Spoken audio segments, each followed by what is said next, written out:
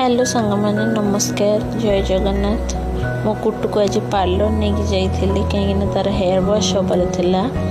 देखंतु पार्लर केते सुंदर है। मु प्रायतः सब बेले ये आसे कुट्टू को भी नहीं कि आसे तार जहाँ दरकार हेयर वाश कि हेयर कट पाई। एबे तार हेयर वाश हम देखंतु तार हेयर वाश पाई से शैम्पू लगे दौरान ताको बहुत जोरे ठंडा लगुच से केमती रिएक्ट करुच्ची देह पछ ओदा हेनी बोली मु टावल को भिडिकी भल से धरी से केमती होउछि पानी पड़ुछि बोली ता मुंडरे से तार बहुत भल से हेयर वाश कर दियंती। से घरे हेयर वाश करेनी ताको डर लगे तो से आसले से बहुत भल से हेयर वाश करनी देखई दिए भल से।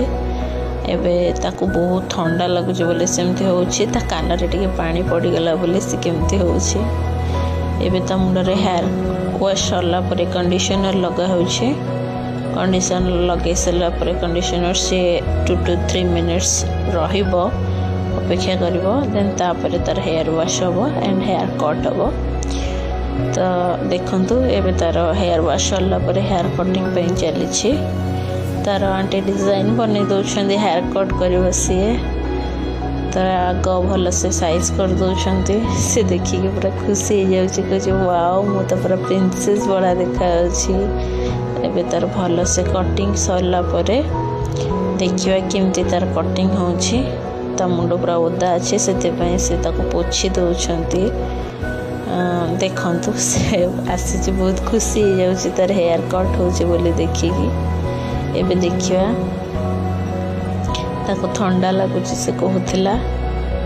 एबे तार ड्राए हम ड्राए हो सारा पर देखा तार हेयर कटिंग केमिति होइछि। ताको बसी बसी निद भी लगिलानी। एबे ड्राए होछि ड्राए पर देखा से केमिति देखा जाउछि तार हेयर कटिंग केमिति होइछि। देखंतु ता हेयर कटिंग देखी से केते खुशी होछि कुछ मु बहुत सुंदर लगुछि। मो सुंदर हेयर कटिंग आंटी कर देछंदी। Thank you aunty.